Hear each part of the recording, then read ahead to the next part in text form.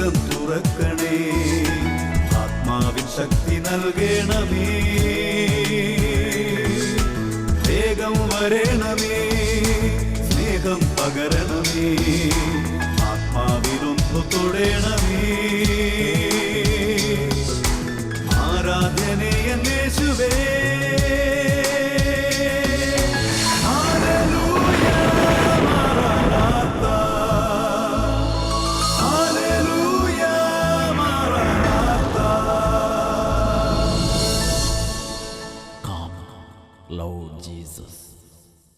Hallelujah. വിശുദ്ധ യോഹന്നാന്റെ സുവിശേഷം 16-ാം അധ്യായം 33-ാമത്തെ തിരുലിഖിതം. ലോകത്തിൽ നിങ്ങൾക്ക് ഞെരുക്കമുണ്ടാകും, എങ്കിലും ധൈര്യമായിരിക്കുവിൻ, ഞാൻ ലോകത്തെ കീഴടക്കിയിരിക്കുന്നു എന്നരുളി ചെയ്ത ദൈവപുത്രനായ യേശുക്രിസ്തുവിൻ്റെ അത്ഭുത നാമത്തിൽ നിങ്ങൾക്കേവർക്കും കൃപയും സമാധാനവും. Price the Lord. ഇന്ന് നാം ചിന്തിക്കുന്നത് നീതിമാനെ എന്നും മാനിക്കുക എന്നതിനെക്കുറിച്ചാണ്. സുഭാഷിതങ്ങളുടെ പുസ്തകത്തിൽ 24-ാം അധ്യായത്തിൽ 15-ാമത്തെ തിരുലിഖിതം. നീതിമാന്റെ പാർപ്പിടത്തിനെതിരെ ദുഷ്ടനെ പോലെ നീ പതിയിരിക്കരുത്, അവനെ ആക്രമിക്കുകയും അരുത്. ഹല്ലേലൂയ. പ്രിയപ്പെട്ട ദൈവമക്കളെ, ഈ വചന ശുശ്രൂഷയുടെ നിമിഷങ്ങളിൽ ഒരുപാട് കാലങ്ങളായി തടസ്സപ്പെട്ട് കിടക്കുന്ന തടസ്സത്തിൻ്റെ കെട്ടുകൾ അഴിയാൻ തക്കവണ്ണം ദൈവം തൻ്റെ ശക്തി അയക്കും. കാലങ്ങളായി പൈശാചിക പീഡ അനുഭവിക്കുന്ന കുടുംബങ്ങളിൽ നിന്ന് ആ പീഡകൾ വിട്ടുപോകാൻ തക്കവണ്ണം ദൈവത്തിൻ്റെ ശക്തി ഇറങ്ങും. സ്ലീഹന്മാർ ഈ രണ്ട് പേരായി സുവിശേഷ ശുശ്രൂഷ ചെയ്ത് തിരിച്ചു വന്നപ്പോൾ അവർ യേശുവിനോട് പറഞ്ഞു, കർത്താവേ, പിശാചുക്കൾ പോലും ഞങ്ങൾക്ക് കീഴ്പ്പെടുന്നത് ഞങ്ങൾ കണ്ടു. ഉടനെ യേശു അവരോട് പറഞ്ഞു, സാത്താൻ സ്വർഗത്തിൽ നിന്ന് ഇടിമിന്നൽ പോലെ നിപതിക്കുന്നത് ഞാൻ കണ്ടു. സ്ലീഹന്മാർ, യേശുവിന് ശിഷ്യന്മാർ വചനം പ്രസംഗിച്ചപ്പോൾ സാത്താൻ ഇടിമിന്നൽ പോലെ നിപതിച്ചു. ഇപ്പോൾ ടെലിവിഷൻ ഓണാക്കി ഭവനങ്ങളിലിരുന്ന് ഈ വചന ശുശ്രൂഷകൾ നിങ്ങളുടെ കുടുംബത്തിൽ നടക്കുമ്പോൾ സാത്താൻ നിങ്ങളുടെ കുടുംബത്തിൽ നിന്ന് ഇടിമിന്നൽ പോലെ നിപതിക്കും. തടസ്സങ്ങൾ വിട്ടുമാറിപ്പോകും, കോട്ടകൾ തകരും. ജെറിക്കോ കോട്ട പോലെ ഉയർന്നു നിൽക്കുന്ന വൻ മതിലുകൾ, തടസ്സത്തിൻ്റെ വൻ കോട്ടകൾ ഛിന്ന ഭിന്നമായി പോകും എന്ന് തന്നെ പരിശുദ്ധാത്മാവ് വെളിപ്പെടുത്തുകയാണ്. ഒരു വ്യക്തിയുടെ സംഭവം നിങ്ങളുടെ ശ്രദ്ധയിലേക്ക് കൊണ്ടുവരാം. എൻ്റെ പേര് ത്രേസ്യാമ. തൊടുപുഴയ്ക്കടുത്ത് കരിമണ്ണൂരിൽ ആണ് എൻ്റെ വീട്. എനിക്ക് 36 വയസ്സായി. എൻ്റെ കല്യാണം നടന്നിട്ടില്ല. വരുന്ന ആലോചനകളെല്ലാം മാറി പോകുന്നു. 12 വർഷത്തിലധികമായി എനിക്ക് ആലോചന തുടങ്ങിയിട്ട്. എനിക്കാണെങ്കിൽ ടി വിയിൽ കൂടിയുള്ള പ്രാർത്ഥന ഒന്നും എനിക്ക് ഇഷ്ടപ്പെടുന്നില്ല. പ്രാർത്ഥിക്കുമായിരുന്നു, പക്ഷേ ടി വിയുടെ മുമ്പിലിരുന്ന് പ്രാർത്ഥിക്കുന്നത് എനിക്ക് അംഗീകരിക്കാൻ പറ്റിയിരുന്നില്ല. എന്തോ എനിക്കൊരു മടിയും തടസ്സവുമായിരുന്നു. അങ്ങനെ ഇരിക്കെ ഈ കഴിഞ്ഞ 2011 ജനുവരി മാസത്തിൽ ഏതാനും ഞായറാഴ്ചകൾ ഷാലോം ചാനലിൽ അഭിഷേകാഗ്നി എന്നു പേരുള്ള അട്ടപ്പാടിയിൽ നിന്ന് പ്രഘോഷണം ചെയ്യുന്ന വചന ശുശ്രൂഷയിൽ പങ്കെടുക്കാൻ ഇടവന്നു. എൻ്റെ വിശ്വാസം കുറേശ്ശെ വർദ്ധിച്ചു. എനിക്ക് ആ കൂട്ടായ്മയിൽ ഇരുന്ന് യേശുവിനോട് പ്രാർത്ഥിക്കാൻ തോന്നി. ഒരു ഞായറാഴ്ച വചനപ്രഘോഷണം നടന്നുകൊണ്ടിരുന്നപ്പോൾ പല വ്യക്തികളുടെ അനുഭവങ്ങൾ പറയുന്നത് കേട്ടപ്പോൾ എൻ്റെ വിശ്വാസം ഉണർന്ന് ഞാൻ അന്ന് പറഞ്ഞു, കർത്താവേ, 36 വയസ്സായി, എൻ്റെ കല്യാണം നടന്നിട്ടില്ല. അവിടുന്ന് ഇടപെട്ട് ഈ വേനൽക്കാലം അവസാനിക്കുന്നതിന് മുമ്പ് എൻ്റെ വിവാഹ തടസ്സം മാറ്റി എന്നെ ഭർത്തൃമതിയാക്കണമേ. ഞാൻ കരഞ്ഞു പ്രാർത്ഥിച്ചു. അത്ഭുതമെന്ന് പറയട്ടെ, ഫെബ്രുവരി മാസത്തിൽ, പിറ്റേ മാസം ഫെബ്രുവരി മാസത്തിൽ തന്നെ എൻ്റെ കല്യാണം ഉറപ്പിച്ചു. ഏപ്രിൽ മാസം 30-ാം തീയതി മനസ്സമ്മതവും മെയ് 16-ാം തീയതി കല്യാണവും നടന്നു. 2011 വേനൽക്കാലം അവസാനിക്കുന്നതിന് മുമ്പ് തന്നെ എൻ്റെ തമ്പുരാൻ ഇടപെട്ട് ഞാൻ ഭർത്തൃമതിയായി ഇന്ന് ഞാൻ എൻ്റെ ഭർത്താവിനോട് കൂടെ എൻ്റെ ദൈവത്തെ ആരാധിച്ച് ദൈവത്തെ മഹത്വപ്പെടുത്തുന്നു. ഇന്നും ദൈവം ജീവിക്കുന്നു, ഞാൻ അതിന് സാക്ഷിയാണ്. Price the Lord, hallelujah.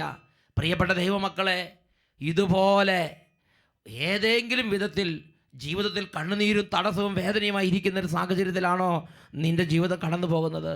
ഇതാ ഈ വചനപ്രഘോഷണം നടക്കുന്ന ഈ നിമിഷങ്ങളിൽ തന്നെ തടസ്സങ്ങൾ, വലിയ ജെറിക്കോ മതിൽ പോലുള്ള വലിയ തടസ്സത്തിൻ്റെ വൻകോട്ടകൾ തവിട്ടുപൊടിയായി തകർന്നടിച്ച് നിലം പതിക്കും. നിന്റെ കുടുംബത്തിന് വേണ്ടി കർത്താവ് ഒരു പാതയൊരുക്കും. രണ്ട് കരങ്ങൾ ഉയർത്തി, മകനെ മകളെ, വിശ്വാസം ഉണ്ടെങ്കിലും വിശ്വാസം ഇല്ലെങ്കിലും ഇപ്പോൾ കർത്താവിനെ ആരാധിക്കട്ടെ. Hallelujah, hallelujah. ഓ ദൈവമേ, ഈ സമൂഹത്തിന് മേലൊരു കൃപയുടെ അഭിഷേകം വ്യാപരിക്കട്ടെ. ദൈവവചനം കേൾക്കാൻ, പ്രാർത്ഥിക്കാൻ, അഭിഷേകം പ്രാപിക്കാൻ, അത്ഭുതങ്ങൾ കാണാൻ, ഇന്ന് കർത്താവിൻ്റെ ജീവിക്കുന്ന കർത്താവിൻ്റെ സ്പർശനം അനുഭവിക്കാൻ തക്കവണ്ണം അത്ഭുത ശക്തി ഈ സമൂഹത്തിലേക്ക് വ്യാപരിക്കട്ടെ. Hallelujah, hallelujah. ഇപ്പോൾ ഈ വചനം കേൾക്കാൻ തടസ്സമായി ഏതെങ്കിലും മകനോ മകളോ ചുറ്റിപ്പറ്റി നടക്കുന്നുണ്ടെങ്കിൽ, ഇരിക്കാൻ പറ്റാതെ അസ്വസ്ഥനായി വ്യാപരിക്കുന്നുണ്ടെങ്കിൽ, യേശുവിന്റെ നാമത്തിൽ വചനം കേൾക്കുന്ന തടസ്സങ്ങൾ ഇപ്പോൾ വിട്ടുമാറി പോകട്ടെ. Hallelujah, hallelujah. പരിശുദ്ധാത്മാവെ സ്പർശിക്കണമേ, അടഞ്ഞ ഹൃദയങ്ങളെ തുറക്കണമേ, നഷ്ടപ്പെട്ടു പോയ ആത്മാക്കളുടെ മേൽ ഇപ്പോൾ ഈ സമയം പരിശുദ്ധാത്മാവെ ഇടപെടണമേ. Hallelujah, hallelujah. യേശുവേ ആരാധന, ആരാധന. Hallelujah, hallelujah. യേശുവേ ആരാധന, ആരാധന. യേശുവേ ആരാധന. യേശുവേ സ്തോത്രം. യേശുവേ നന്ദി. യേശുവേ ആരാധന.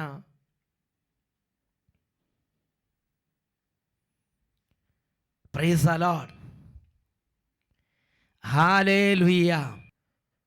സുഭാഷിതങ്ങളുടെ പുസ്തകം 24-ാം അധ്യായത്തിൽ 15-ാമത്തെ തിരുലിഖിതം, നീതിമാന്റെ പാർപ്പിടത്തിനെതിരെ ഒരു ദുഷ്ടനെ പോലെ നീ പതിയിരിക്കരുത്, അവൻ്റെ ഭവനത്തെ ആക്രമിക്കുകയും അരുത്. ഹല്ലേലൂയ.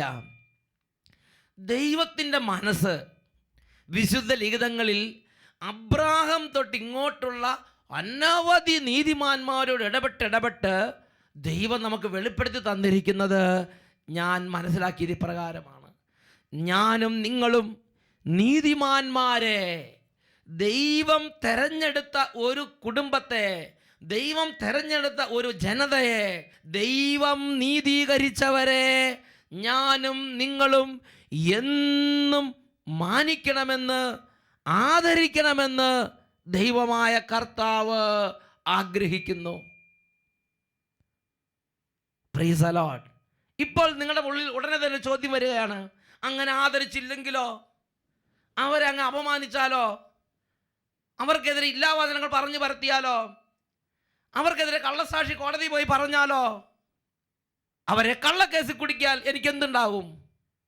ഞാൻ അവരെ മനഃപൂർവ്വം വേദനിപ്പിച്ചാൽ എനിക്കെന്ത് കുഴപ്പം വരും? ഇങ്ങനെ ചിലരുടെ മനസ്സിൽ ഇപ്പോൾ ഒരു എതിർചിന്ത ഓടിക്കൊണ്ടിരിക്കുകയാണ്. പ്രിയപ്പെട്ട സഹോദരങ്ങളെ, അതിനുത്തരം എസെക്കിയേൽ പ്രവചനത്തിൽ നമ്മൾ വായിക്കുന്നുണ്ട്. എസെക്കിയേൽ പ്രവാചന ഗ്രന്ഥത്തിൽ 25-ാമത്തെ അധ്യായം, അവിടെ 6ഉം 7ഉം തിരുലിഖിതങ്ങൾ, ആമോന്യർ എന്ന് പറയുന്ന ഒരു ജനതയെക്കുറിച്ച് ഇതാ സ്വർഗത്തിലെ ദൈവം എസെക്കിയേൽ പ്രവാചകനിലൂടെ ഒരു ദൂത് കൊടുക്കുകയാണ്. ദൈവമായ കർത്താവ് അരുളി ചെയ്യുന്നു, ഇസ്രായേൽ ദേശത്തിനെതിരെ നിന്റെ ഹൃദയത്തിലുള്ള ദുഷ്ടത മൂലം കൈകൊട്ടി തുള്ളിച്ചാടി ആനന്ദിച്ചതിനാൽ ഞാൻ നിനക്കെതിരെ എൻ്റെ കരമുയർത്തുകയും നിന്നെ ജനതകൾക്ക് കവർച്ച ചെയ്യാൻ വിട്ടുകൊടുക്കുകയും ചെയ്യും. ജനതകളിൽ നിന്ന് നിന്നെ ഞാൻ വിച്ഛേദിക്കും, രാജ്യങ്ങളുടെ ഇടയിൽ നിന്ന് നിന്നെ ഞാൻ ഉന്മൂലനം ചെയ്യും, ഞാൻ നിന്നെ നശിപ്പിക്കും, ഞാനാണ് കർത്താവ് എന്ന് അപ്പോൾ നീ അനുഭവിച്ചറിയും. പ്രിയപ്പെട്ട സഹോദരങ്ങളെ, ഞാൻ വളരെ ഞെട്ടലോടെ വായിച്ച ഒരു ദൈവവചന ഭാഗമാണിത്.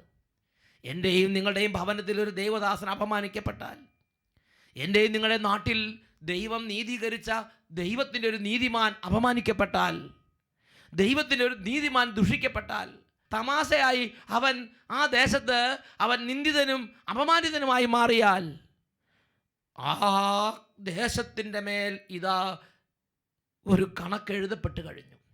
ആ കുടുംബത്തിൻ്റെ മേൽ ഇതാ ഒരു കണക്ക് എഴുതപ്പെട്ട് കഴിഞ്ഞു. ഇന്നല്ലെങ്കിൽ നാളെ ലിഖിതത്തിൽ എഴുതപ്പെട്ട പ്രകാരം ആ കുടുംബത്തിൻ്റെ മേൽ, ആ വ്യക്തിയുടെ മേൽ, ആ ദേശത്തിൻ്റെ മേൽ നടപടികൾ ആരംഭിക്കും എന്ന് തന്നെ വിശുദ്ധ ലിഖിതം പഠിപ്പിക്കുകയാണ്. ഇവിടെ ഇതാ ദൈവം ആമോന്യർ എന്ന് പറയുന്ന ജനത്തിനെ കുറിച്ച് സംസാരിക്കും. ഈ ആമോന്യർ ആരാണ്? അവർ മാമോദിസ സ്വീകരിച്ചവരോ ദൈവത്തിൻ്റെ ജനത്തിൻ്റെ ഭാഗമോ അല്ല. ഇസ്രായേൽ ജനം ദൈവം തെരഞ്ഞെടുത്ത് ദൈവത്തോട് ഉടമ്പടി ചെയ്ത ആ ജനം കടന്നുപോയ, ആ ജനം ജീവിച്ചു പോയ അല്ലെങ്കിൽ കടന്നുപോയ വഴികളിലെ, ജീവിച്ച നാട്ടിലെ അടുത്ത് ജീവിച്ചിരുന്ന മറ്റൊരു ജാതിയിൽപ്പെട്ട വംശമായിരുന്നു, അല്ലെങ്കിൽ മറ്റൊരു വിഭാഗമായിരുന്നു ആമോന്യർ. ഒരു വിഭാഗക്കാർ ആമോന്യർ. അവർക്ക് ദൈവത്തെ അറിയാൻ പാടില്ല, അവർക്ക് കർത്താവിനെ അറിയാൻ പാടില്ല. അവർ ഒരിക്കലും കർത്താവിനെയോ ദൈവത്തെ അറിഞ്ഞിട്ടില്ല. അവർക്ക് അറിഞ്ഞതിനെക്കുറിച്ച് ആരും പഠിപ്പിച്ചിട്ടുമില്ല. അങ്ങനെയുള്ള ആ ജനതയുടെ ഇടയിൽ ഈ ഇസ്രായേൽക്കാർ കുറേ നാൾ താമസിച്ചു. എന്നിട്ട് ഈ ഇസ്രായേൽക്കാർക്ക് നാശമുണ്ടായി, അവർക്ക് തകർച്ചയുണ്ടായി. ദൈവത്തിൻ്റെ നീതിമാൻ ഒരു തെറ്റ് ചെയ്താൽ ആ സകല തെറ്റിനും അവൻ വിശുദ്ധീകരിക്കപ്പെടും, അവൻ അതിന് പിഴയൊടുക്കേണ്ടി വരും. അത് ദൈവം തന്നെ അത് വിശുദ്ധീകരിക്കും. ദൈവം തന്നെ അതിന് കണക്കിന് വേദനയും ദുരിതവും കൊടുത്ത് തൻ്റെ പ്രിയപ്പെട്ടവരെ ദൈവം വിശുദ്ധീകരിക്കുകയും ശാസിക്കുകയും ശിക്ഷിക്കുകയും ചെയ്യും. Price the Lord. അങ്ങനെ ദൈവത്തിന് തിരഞ്ഞെടുക്കപ്പെട്ട ജനമായ ഇസ്രായേൽ ദേശത്ത് ശിക്ഷിക്കപ്പെട്ടു. അങ്ങനെ അവർ മറ്റുള്ളവർക്ക് ഏൽപ്പിച്ചു കൊടുക്കപ്പെട്ടു. ദൈവം തന്നെയാണ് ഏൽപ്പിച്ചു കൊടുത്തത്. ഒരു നിശ്ചിത കാലത്തെ ഒരു താൽക്കാലിക വാസത്തിന് അല്ലെങ്കിൽ ഒരു അടിമത്തത്തിന് അവരെ ദൈവം വിട്ടുകൊടുത്തു. അങ്ങനെ വിട്ടുകൊടുത്തപ്പോൾ ഈ ആമോന്യർ എന്ത് ചെയ്യുന്നറിയാവോ? അവർ കടന്ന് കൈകൊട്ടി തുള്ളിച്ചാടി ആനന്ദിച്ച് ആഹാ എന്ന് പറഞ്ഞിട്ട് അവരങ്ങനെ ആനന്ദിച്ച് ചിരിച്ച്. അത് നമ്മൾ വായിക്കുന്നത് എസെക്കിയേൽ പ്രവചനത്തിൽ 25-ാം അധ്യായം 1 മുതലുള്ള വാക്യങ്ങളിൽ അതിന് വിശദമായ ചിത്രം കാണാൻ പറ്റും. കർത്താവ് എന്നോട് അരുളി ചെയ്തു, മനുഷ്യപുത്ര, ആമോന്യർക്കെതിരെ തിരിഞ്ഞ് അവർക്കെതിരെ പ്രവചിക്കുക. ആമോന്യരോട് പറയുക, ദൈവമായ കർത്താവിൻ്റെ വചനം ശ്രവിക്കുവിൻ. നമ്മുടെ ദൈവമായ കർത്താവ് അരുളി ചെയ്യുന്നു, എൻ്റെ വിശുദ്ധ മന്ദിരം അശുദ്ധമാക്കപ്പെട്ടപ്പോൾ, അതിനെക്കുറിച്ച് ഇസ്രായേൽ ദേശം വിജനമാക്കപ്പെട്ടപ്പോൾ, യൂദാ ഭവനം പ്രവാസത്തിലേക്ക് പോയപ്പോൾ നീ അതിനെക്കുറിച്ച് ആഹാ ആഹാ എന്ന് പറഞ്ഞ് പരിഹസിച്ചു. അതിനാൽ ഞാൻ നിന്നെ പൗരസ്ത്യർക്ക് അവകാശമായി വിട്ടുകൊടുക്കും. അവർ നിന്നിൽ പാളയമടിച്ച് വാസമുറപ്പിക്കും. അവർ നിനക്കുള്ള ഫലം ഭക്ഷിക്കുകയും നിന്റെ പാൽ കുടിക്കുകയും ചെയ്യും. ഞാൻ റബ്ബായെ ഒട്ടകങ്ങൾക്ക് മേച്ചിൽപ്പുറവും ആമോന്യരുടെ നഗരങ്ങളെ ആട്ടിൻപറ്റങ്ങൾക്ക് താവളവുമാക്കും. ഞാനാണ് കർത്താവ് എന്നപ്പോൾ നീ അറിയും. ആമോന്യരുടെ വളരെ പ്രധാനപ്പെട്ട സ്ഥലങ്ങൾ റാബ പട്ടണവും അതുപോലെ മറ്റു നഗരങ്ങളും. കർത്താവ് പറയാണ്, ഞാൻ റാബായെ ഒട്ടകത്തിൻ്റെ മേച്ചിൽപ്പുറവും ആമോന്യരുടെ നഗരങ്ങളെ ആട്ടിൻപറ്റങ്ങളുടെ താവളവുമാക്കും എന്ന് പറഞ്ഞാൽ വിജനമാക്കപ്പെട്ട് പുല്ലും കാടും പേടും തെറിച്ച് അങ്ങനെ വന്യമൃഗങ്ങൾക്കും അങ്ങനെ ജീവജാലങ്ങൾക്കും മേഞ്ഞു നടക്കാൻ പറ്റിയ തകർന്ന ഒരു ഇടമായി അത് രൂപാന്തരപ്പെടും. പ്രിയപ്പെട്ട സഹോദരങ്ങളെ, എൻ്റെയും നിങ്ങളുടെയും നാട്ടിലൊരു നീതിമാൻ നിന്ദിക്കപ്പെടുമ്പോൾ അത് പ്രത്യാഘാതം വിളിച്ചു വരുത്തും. നമ്മുടെ നാടിനെക്കുറിച്ച് ദൈവമായ കർത്താവ് വെളിപ്പെടുത്തുന്ന സംഗതിയുണ്ട്. വിലാപത്തിൻ്റെ പുസ്തകത്തിൽ 4-ാം അധ്യായത്തിലെ 16-ാമത്തെ തിരുലിഖിതം. ആ നാട് ജെറുസലേം ദേശമാണത്. അത് തകർന്ന് തരിപ്പണമായി ചാരകൂമ്പാരമായി കിടക്കുകയാണ്. ഒരിക്കൽ ലോകത്തിൻ്റെ റാണിയായിരുന്നവൾ ഇപ്പോൾ തകർന്ന് ചാരകൂമ്പാരമായി കിടക്കുമ്പോൾ അതിൻ്റെ തകർച്ചയുടെ ഒരു കാരണത്തെക്കുറിച്ച് വിലാപത്തിൻ്റെ പുസ്തകത്തിൽ 4-ാം അധ്യായത്തിൽ 16-ാമത്തെ തിരുലിഖിതം പഠിപ്പിക്കുകയാണ്. അവിടെ പുരോഹിതന്മാർക്ക് ബഹുമാനവും ശ്രേഷ്ഠന്മാർക്ക് പരിഗണനയും ലഭിച്ചില്ല. പുരോഹിതന്മാർക്ക് ബഹുമാനം, ശ്രേഷ്ഠന്മാർക്ക് പരിഗണന, ഇത് ഞാനും നിങ്ങളും കൊടുക്കണമെന്ന് ദൈവത്തിൻ്റെ വചനം എന്നോട് നിങ്ങളോട് ആവശ്യപ്പെടുകയാണ്. മോശയുടെ സിംഹാസനത്തിൽ ഇരിക്കുന്നവരെ ആ ലെവലിൽ തന്നെ ഞാനും നിങ്ങൾ കാണണമെന്ന് തന്നെ പുതിയ നിയമവും പഠിപ്പിക്കുന്നുണ്ട്. പ്രിയപ്പെട്ട ദൈവമക്കളെ, അവരുടെ ജീവിതം എങ്ങനെയോ അല്ലെങ്കിൽ അവരുടെ കയ്യിലെ ചില പാളിച്ചകളോ അവരുടെ ജീവിതത്തിൽ ചില അബദ്ധങ്ങളോ അവരുടെ ചില നോട്ടപ്പിശകുകളോ ചില വിവേകക്കുറവുകളോ നിമിത്തം എനിക്കും നിങ്ങൾക്കും അവരെ നിന്ദിക്കാൻ വേണ്ടി ദൈവമായ കർത്താവ് വിട്ടു തന്നിട്ടില്ല. അവർക്ക് നമ്മുടെ ഇടയിൽ അവർക്ക് നോട്ടപ്പിശക് ഉണ്ടാകട്ടെ, അബദ്ധങ്ങൾ ഉണ്ടാകട്ടെ, പാളിച്ചകൾ ഉണ്ടാകട്ടെ, ദുഃഖദുരിതങ്ങൾ ഉണ്ടാകട്ടെ, അവരുടെ ജീവിതത്തിൽ എന്തു തന്നെ സാഹചര്യങ്ങൾ ഉണ്ടാകട്ടെ, അവരുടെ ജീവിതത്തിൽ വരുന്ന സകല കാര്യത്തിനും അവരുടെ സകല പ്രവൃത്തികൾക്കും അവരുടെ സകല വിചാരങ്ങൾക്കും അവരുടെ സകല നടപടികൾക്കും അവരെ വിളിച്ച ജീവിക്കുന്ന ദൈവത്തിൻ്റെ മുമ്പിൽ കണക്ക് കൊടുക്കാൻ ബാധ്യസ്ഥരാണ്.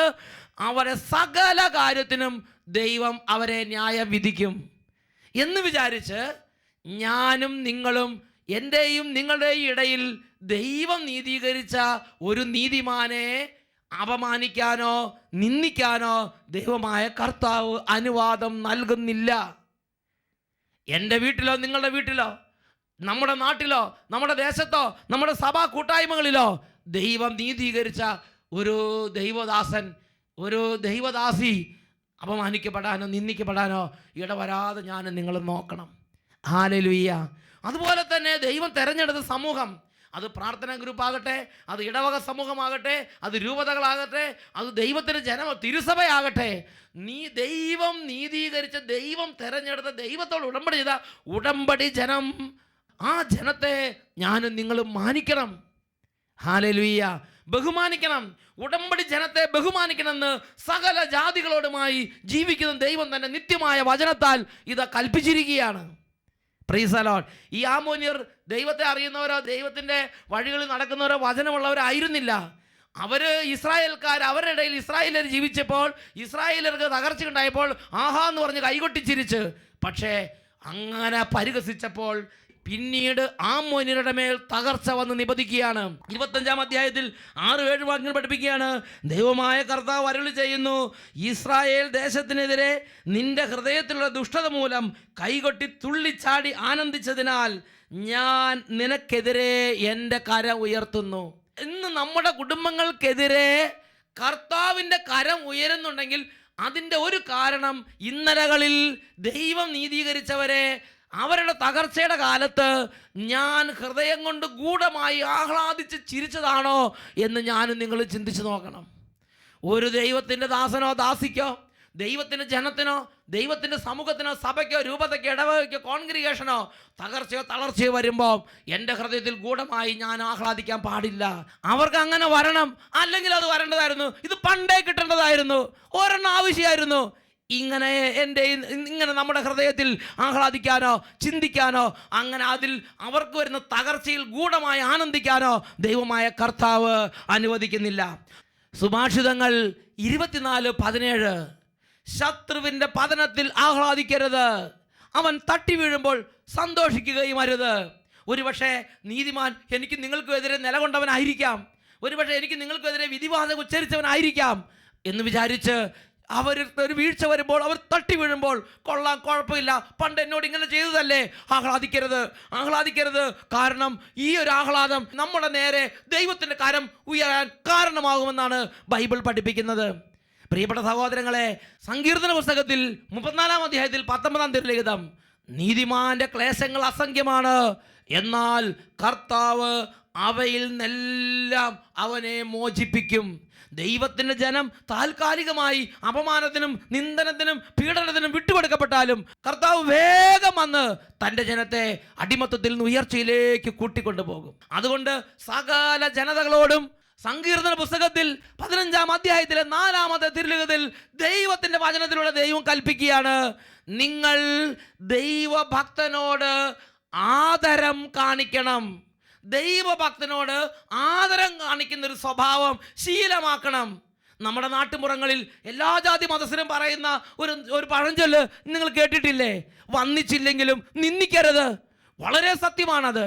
ഈ നിമിഷങ്ങളിൽ നമുക്ക് എഴുന്നേറ്റ് നിൽക്കാം, സ്വർഗത്തിലെ ദൈവത്തിന് മുന്നിൽ നമുക്ക് പ്രാർത്ഥിക്കാം. കഴിഞ്ഞ കാലങ്ങളിൽ നമ്മുടെ ദേശത്ത്, നമ്മുടെ പെരുമാറ്റത്തിൽ, നമ്മുടെ ഇടപെടലുകളിൽ, നമ്മുടെ കൂട്ടായ്മകളിൽ, നമ്മുടെ സഭാ സമൂഹങ്ങളിൽ, നമ്മുടെ നാട്ടുമ്പുറങ്ങളിൽ ഏതെങ്കിലും കർത്താവിൻ്റെ നീതിമാൻ ദുഃഖിക്കുകയോ വേദനിക്കുകയോ അപമാനിക്കപ്പെടുകയോ ചെയ്തിട്ടുണ്ടെങ്കിൽ ഞാനും നിങ്ങളും അതിന് ഉത്തരവാദികളാണ്. കർത്താവിനോട് മാപ്പ് ചോദിക്കുകയാണ്. ദൈവത്തിൻ്റെ കര ഉയരുന്നതിന് മുമ്പേ അനുതപിക്കണം. ദൈവത്തിൻ്റെ കര ഉയരുന്നതിന് മുമ്പേ ദൈവസന്നിധിയിൽ അത് ഏറ്റുപറയണം. എല്ലാവരും കരങ്ങൾ ഉയർത്തി സ്തുതിക്കട്ടെ. Hallelujah, hallelujah. ഓ ദൈവമേ, ഇപ്പോൾ പ്രാർത്ഥിച്ചുകൊണ്ടിരിക്കുന്ന ഈ ദൈവമക്കൾക്ക് ദൈവം തിരഞ്ഞെടുത്തവരെ ആദരിക്കാനും അവരെ മാനിക്കാനും എന്നും അവരെ സ്നേഹിക്കാനും അഭിഷേകം കൊടുക്കണമേ കർത്താവേ. ഹല്ലേലൂയ. അവർ തട്ടി വീഴുമ്പോൾ ഗൂഢമായി ആഹ്ലാദിക്കുന്ന ആ ദുഷ്പ്രേരണയിൽ നിന്ന് ഇപ്പോൾ വിടുവിക്കണമേ. Hallelujah, hallelujah. യേശുവേ ആരാധന, ആരാധന. Hallelujah, hallelujah. യേശുവേ, യേശുവേ, യേശുവേ. Hallelujah, hallelujah. യേശുവേ ആരാധന, യേശുവേ സ്തോത്രം, യേശുവേ ആരാധന, യേശുവേ നന്ദി. Praise the Lord. Hallelujah, maranatha. Lord Jesus.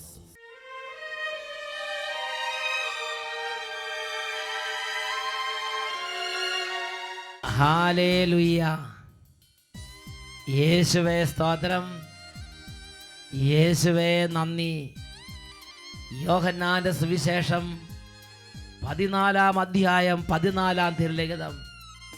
നിങ്ങൾ എൻ്റെ നാമത്തിൽ എന്നോട് എന്തെങ്കിലും ചോദിച്ചാൽ ഞാൻ അത് ചെയ്തു തരും. പ്രിയപ്പെട്ട ദൈവമക്കളെ, രണ്ട് കരങ്ങളും കർത്താവിൻ്റെ സന്നിധിയിലേക്ക് ഉയർത്തി നമ്മുടെ ഓരോ കണ്ണുനീര് പറഞ്ഞ് പ്രാർത്ഥിക്കാം. വിവാഹ തടസ്സങ്ങളുള്ളവർ കരഞ്ഞ് നിലവിളിക്കുക. ഓരോ തരത്തിലുള്ള തടസ്സങ്ങളാൽ ബിസിനസ് തകർന്നു, കൃഷി തകർന്നു, വരുമാന മാർഗം തകർന്നു, ഉപജീവന മാർഗങ്ങളെല്ലാം തകർന്നു തരിപ്പണമായി, കടബാധ്യതയിൽ കുടുങ്ങി സാമ്പത്തികമായി തകർന്നുകൊണ്ടിരിക്കുന്നവർ ഇപ്പോൾ യേശുവിനെ നാമം ഉറക്കെ വിളിക്കട്ടെ. പഠിക്കാൻ കഴിയാത്ത വിദ്യാർത്ഥികൾ ഇപ്പോൾ രക്ഷിതാവായി യേശുവിനെ ഉറക്കെ വിളിക്കട്ടെ. Hallelujah, hallelujah. യേശുവേ, യേശുവേ കർത്താവേ, ഇന്ന് ഈ നിമിഷം പൊട്ടിക്കരഞ്ഞ് നിലവിളിച്ച് ഓരോ വേദനകളും ഹൃദയത്തിൽ നിന്ന് അങ്ങയുടെ തിരുസന്നിധിയിലേക്ക് ഉയർത്തി പ്രാർത്ഥിച്ചുകൊണ്ടിരിക്കുന്ന ഓരോ മകൻ്റെ മേൽ അത്ഭുത ശക്തി ഇപ്പോൾ വ്യാപരിക്കട്ടെ. തളർന്നവർ യേശുവിന്റെ നാമത്തിൽ പുതുജീവൻ പ്രാപിക്കട്ടെ. തടസ്സങ്ങളിരിക്കുന്നവർ യേശുവിന്റെ നാമത്തിൽ വിടുതൽ പ്രാപിക്കട്ടെ. Hallelujah, hallelujah. യേശുവേ ആരാധന, ആരാധന.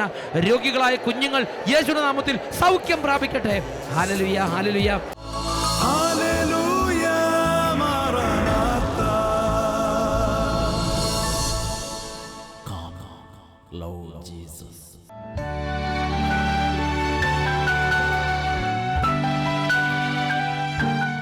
എനിക്ക് കുറേ കാലമായിട്ട് എൻ്റെ ഒരു കണ്ണടച്ച മറ്റേ കണ്ണുകൊണ്ട് കാണാൻ പറ്റില്ല. ഫുൾ ഷെയ്ഡായിരുന്നു.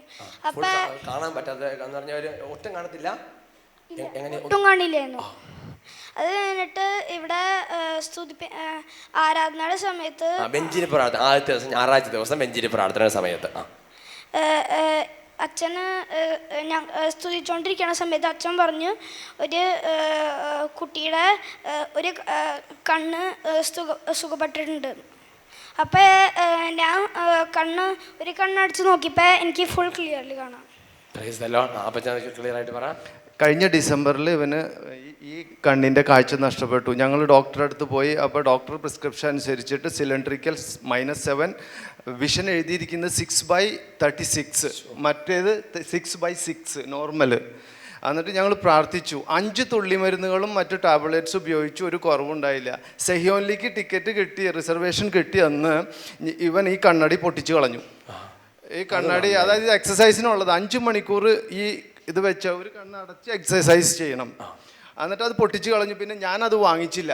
അത് കഴിഞ്ഞ് ഇവിടെ വന്നു കഴിഞ്ഞപ്പോൾ അവൻ അടുത്ത കണ്ണടിയും പൊട്ടിച്ചു. അപ്പം അങ്ങനെ കണ്ണടിയുടെ ആവശ്യമില്ലാതെ എനിക്ക് മനസ്സിലായി. ദൈവം ഇടപെട്ടു. അതുകൊണ്ട് കണ്ണിന് കാഴ്ച ലഭിച്ചു. ഞങ്ങൾ ഒത്തിരി പ്രാർത്ഥിച്ചു. വിശ്വാസത്തോടെ വന്ന് അത്ഭുതകരമായി തോട്ടെ. ഇപ്പൊ മോനെല്ലാം വായിക്കാൻ പറ്റണ്ടോ? ഒന്ന് വായിക്കാൻ. സെഹിയോൻ റിട്രീറ്റ് സെന്റർ, താവളം, ഫോൺ 0492425333. അത്ഭുതകരമായ സൗഖ്യമല്ലേ? 5364. കാര്യങ്ങൾ ഉയർത്തി ആരാധിക്കട്ടെ. ദൈവമേ, നന്മകളെയോർത്ത് പാടി സ്തുതിച്ചിടുന്നു. Glory, glory. ദൈവമേ, നന്മകളെയോർത്ത് പാടി